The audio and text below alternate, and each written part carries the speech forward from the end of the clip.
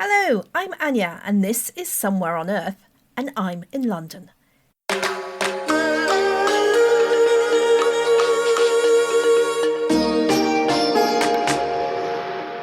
It's Tuesday, December the 16th, 2025, and we have voices from New Zealand and Poland. And joining me today is Chhavi Sachdev from Mumbai. Hello. I'm well, thank you. I'm warm and I'm happy to talk. You're warm? I'm not. Yes. Lots to talk about this week, so let's get on with it. And coming up today, we are going back in time to when social media wasn't influenced by AI. What you saw is what you got. And also how fungi could help with the massive amount of waste textiles around the world because of our demands for fast fashion. Mushroom tech. It's certainly a first for us, and that's what's coming up in this week's show.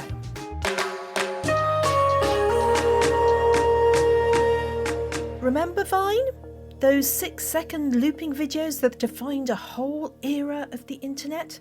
Well, they're back. Well, sort of. At Web Summit in Lisbon, one of Twitter's very first employees, the one who is known simply as Rabble, has launched Divine, an open-source, decentralised revival of Vine, funded by none other than Jack Dorsey. Divine is built on the Nostr protocol, and it brings back more than 100,000 archived Vine videos, letting creators reclaim ownership of their old content or even remove it if they want to. Users can also start making fresh 6-second clips in a space designed for real creativity. No algorithm chasing. And in a direct stand against the flood of AI-generated slop filling today's social platforms, Divine automatically flags suspected Gen I content and blocks it. The message is clear. Divine wants to restore an internet where people make things, not machines. As Rabble puts it, social media should be social first, and Divine is offering an alternative to the ad-driven engagement hack feeds we're all grown used to. I'm a technologist and an activist. I am most well known for being the first employee and the lead engineer at the company that became Twitter. So that's quite a while back, but it was incredibly phenomenally successful. What was the key in those early days that did you have any inkling that you were going to be big? No. I mean, I knew it was going to be I was excited about it, but I get excited about lots of things. And I thought it was going to be this nerdy, small thing that 10,000 of our friends who went to South by Southwest would use and no one else would understand it. And then something happened and the rest of the world started using it. Then the demise happened.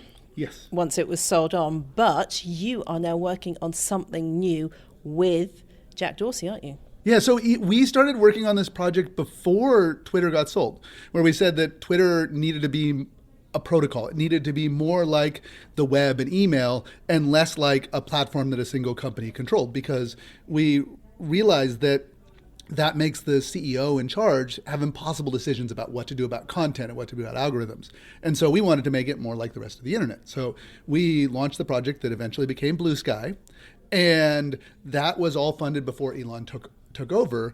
And then after Elon took over, Blue Sky decided to take venture capital funding, and we were quite worried about that. And so we launched a new initiative building this protocol called Nostr, and have been building open internet apps and open internet social protocols.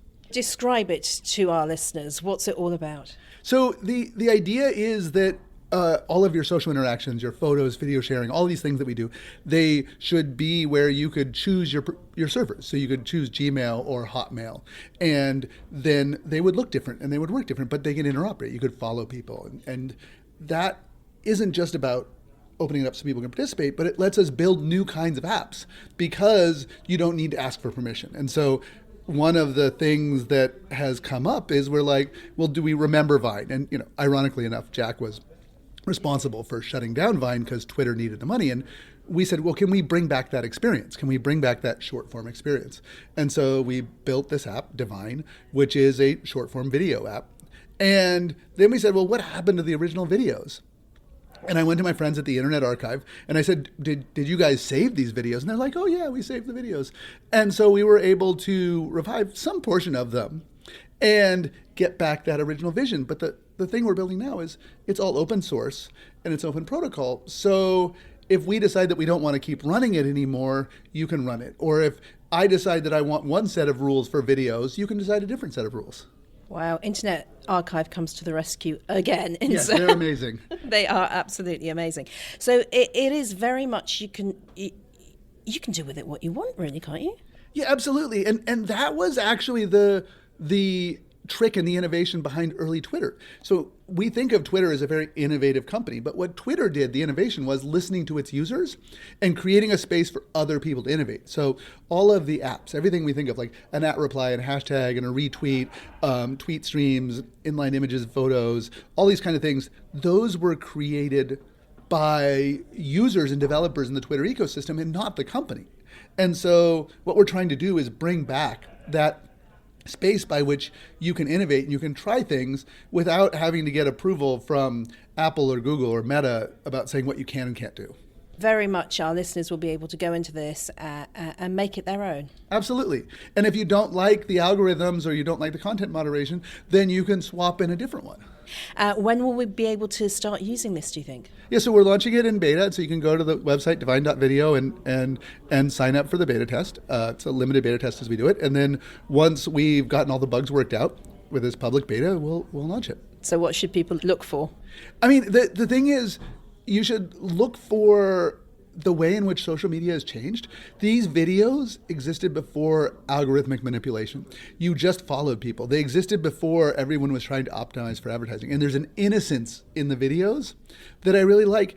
And I want to retain that. I want to retain the human nature of it, the human centered of it. So we do a bunch of stuff to prevent AI. So there's no AI slop. It's all confirmed that you've shot everything on the camera and it's all live, and that we filter out all the AI stuff. And it's fine that there's AI stuff on the internet, but what we wanted to do was something that was authentically human. So when you see something, you will know that it is definitely not AI. Yes, and then we actually use a whole bunch of math and cryptography and computer science stuff and things like that, actually digital rights management stuff to verify that it was really shot by a human.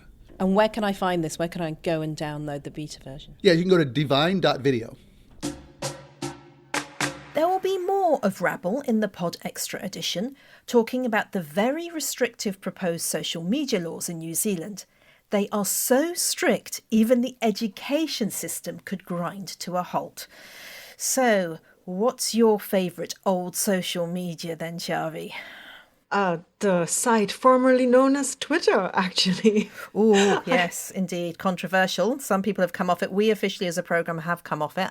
I'm still on it because my journalism needs to be up there for a few years, but I try not to. I still go on sometimes, but I actively don't post. Yeah, it's changed a lot. So I've been on what was called old Twitter. I've been on Twitter since it started, pretty much. And I have built communities. I have private lists. As a journalist, people I flag as being experts in certain fields. Everything is sort of stored there. And I've tried all the alternatives. I've tried Blue Sky. I've tried Mastodon. Several other. Skiff was another one. And Twitter, as much as I loathe what it's become, still has all my contacts. In India, it is really scripted, AI-generated trash mostly. It's farmed out by IT cells and bots, and it's repetitive and stupid, and really much of it is government speak, and I hate that. I agree. I mean, I know that in Poland, I keep mentioning Poland, but I'm bilingual and I can fully understand what's happening in the language. And it's still very much a political animal there. There is, a lot of bots and a lot of trolling, but the big government accounts all post there. I can see that some politicians are moving to other platforms, but Twitter is where it's at for many people. Obviously not so much now for academia, not so much now for journalism. People are trying elsewhere, but there's nothing like it. There's nothing out there that's matching it. And although Divine and what Rabble is doing is very interesting, at the end of the day, it is really just lovely videos, isn't it? It is. But there is something to be said for that. I'm also on Instagram and I'm horrified by how much of it is now AI generated. And I feel like a certain element of the population cares or even tries to flag it, but I get forwarded stuff all the time. Some of it I love. It's very entertaining, but I think it's rotting the system as well as my brain because I know it can't be real. Indeed. We did some TikTok. We have a new TikTok channel, Soap Tech Pod, I believe it is. So if you're on TikTok, please check us out and follow us. And the irony is that a video, a fashion trend off TikTok, we did that. And that's had more views than some of our proper, clips that we do from the show. We get 4 figures into things like this. And she's like, oh, this is great. But us mucking around and, doing high fives or what have you is not what soap is about. Yet that is the way to engage on TikTok. And it's quite a difficult thing to get your head around as a journalist to see how you can do that, But needs must, we have to get out there. And so we're very grateful if you're listening. Thank you for listening. And not following our bad fashion TikToks. Well, we know it wasn't AI generated. It wasn't AI generated. Now, seeing that we've started on fashion, let's come up with a solution to fast fashion, which is cheap and it's very popular, but it produces an insurmountable amount of waste. So can technology come up with a solution to deal with it? Well, I met some people who think they have a solution. So, walking around Web Summit, and I see fungal biotech. Not many of you around here in Lisbon. Tell me what you do, Tomasz Mierzwa. As you notice, most of the startups here are powered by AI, and we are powered by fungi. So we want to solve the fashion industry biggest problem. Like every year, 92 million tons of clothes are thrown away, and they cause another problem because most of the clothes start releasing microplastic into groundwater. They decompose around 200 years. And as Leonardo da Vinci once said, nature is the best teacher. So we use fungi to recycle all types of textile, like natural one, semi-synthetic, and even synthetic like polyester. I can see a number of petri dishes in front of you. That very much looks like some kind of fungal spores, doesn't it? Tell me what you have here and what those fungi are doing. Yeah, so this is like semi-synthetic. This naturally will decompose around 100 years, but we find the whole group of fungi which could eat them in less than 4 weeks. So we are not using the only one type of the fungi, but whole group. So as you can see, this material disappears almost because the first group of fungi eat the textile, and the second could eat the first fungi. So, but we are thinking that this is the waste of the potential. We want to use different types of fungi.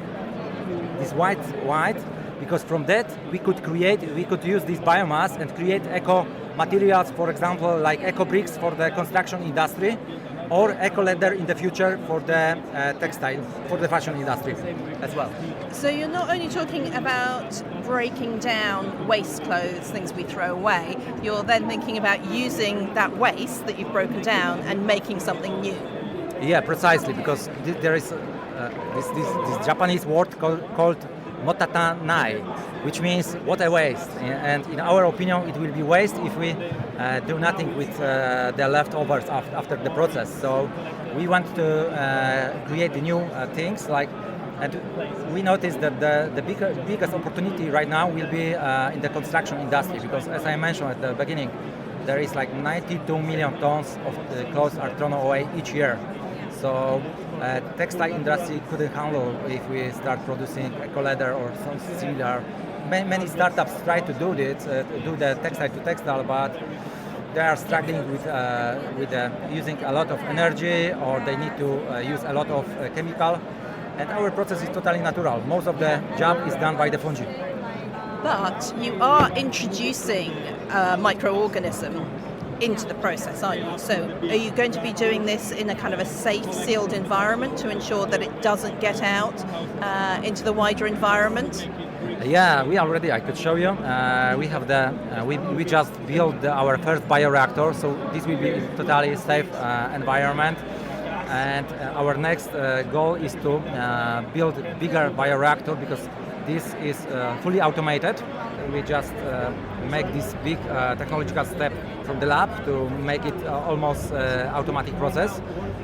But this is like up to 15 kilos, and we start talking with the cities and fashion brands, and they are asking about thousands of tons.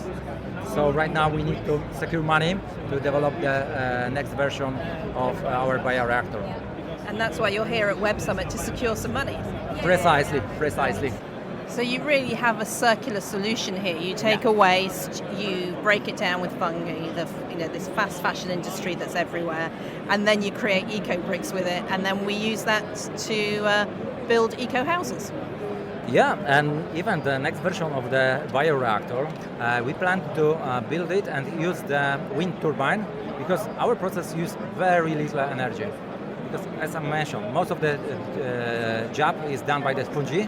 So probably we will not need electricity from the city anymore in the next version of the bioreactor. It sounds like a win-win-win, doesn't it? Yeah, that's our main motto, because even we have the contacts with Ghana, government of Ghana, and they are very interested about our solution, because they struggle with polluted groundwater, and we would like to offer them the bioreactors. Because as all we know, a lot of textile waste goes to the South Africa, and they pollute a lot of lands and groundwater as well. And according to the new regulations, which will obligate the fashion industry to participate in the cost of recycling, we would like to create the opportunity to countries from Africa, so they could recycle the textiles and sell them the eco credits directly to the fashion brands, and then they could also use the eco bricks for the building purposes, like in the whole construction industry as well. So a global solution then? Yeah, that's our goal. Tomasz Mierzwa from Myco Renew, thank you very much for joining us on Somewhere on Earth. Thank you very much. So there you go, Chhavi. That is a solution of one company from Poland. I met them at Web Summit. And this waste of textile materials is absolutely huge in India, isn't it? How's it being dealt with there? It's sadly not being dealt with very well. You know, we generate something like 7,800 kilotons of textile waste yearly because of fast fashion. It's growing very fast. We have, of course, the international fashion retailers, but we have our homespun ones as well, no pun intended. And of this 7,800 kilotons, it's like makes my head reel. Only about half is reused and recycled, but the rest gets routed into landfills, and that means it's leaching into our soil and air. And as an environmental journalist, this concerns me because we know these clothes in fast fashion are non-biodegradable. Some release microplastics, some are highly inflammable. We've had spontaneous fires starting in landfills across the country. And when they burn, they release pollutants and greenhouse gases. Also, a new thing that just upsets me even more is that the newer textiles, which are sort of processed. So think of how you have wrinkle-free shirts and you have these stretchy lace underwear. All of these have PFASs in them. PFASs are per- and polyfluoroalkylic substances, which are the forever chemicals. And they're just building up. So we do have movements to upcycle and recycle textiles, and I've covered a few initiatives that make products out of them. But some uplifting news, only vaguely linked to India. One of the researchers is Indian, the other is from Bangladesh, both very heavy producers of textiles. So they're at the University of Nebraska, and they published findings where they reported that a pretty easy to find photosynthetic bacterium can interact with one of the PFASs, a very highly resistant one called PFOA, perfluorooctanoic acid.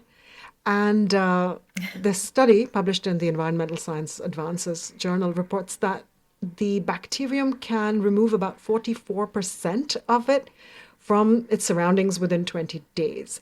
Sadly, it doesn't degrade completely, but having identified that this bacterium does this, the steps it takes, I think is a good path forward to figuring out ways to break down the textiles with bacteria, if not mushrooms. Well, yeah, I mean, it's certainly a step in the right direction, isn't it? Even if it just gets rid of like the 44%, as you say. I mean, I love the mushroom solution because they can then turn it into these eco bricks. So they're kind of like, there's another step to it. And I think that is incredibly exciting. But I think we all have to remember that, there is too much of this stuff out there. And in fact, one thing that we worked out was that my entire outfits for Web Summit, this is not to do with technology or anything, cost £77 because they were all from charity shops, recycled or remade.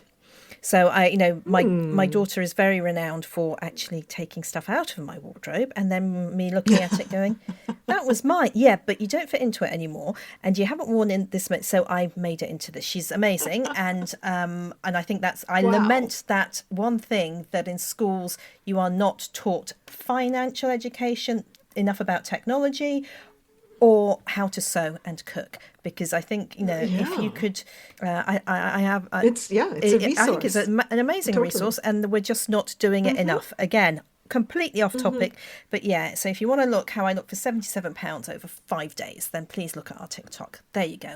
Another plug. I didn't do badly on that one, did I? Now, that is all for this week. So, Chhavi, thank you very much for joining us. And just a quick reminder that you can have even more soap with the Pod Extra version. Search pod.fan somewhere on Earth podcasts, go to the page, subscribe. That's $10 a month for lots more soap. Also, we have all our shows on our YouTube channel, so please go and check us out there. That's it. Get in touch via hello@somewhereonearth.co. The production manager is Liz Tuohy, and I'm the editor. Until next week, bye-bye.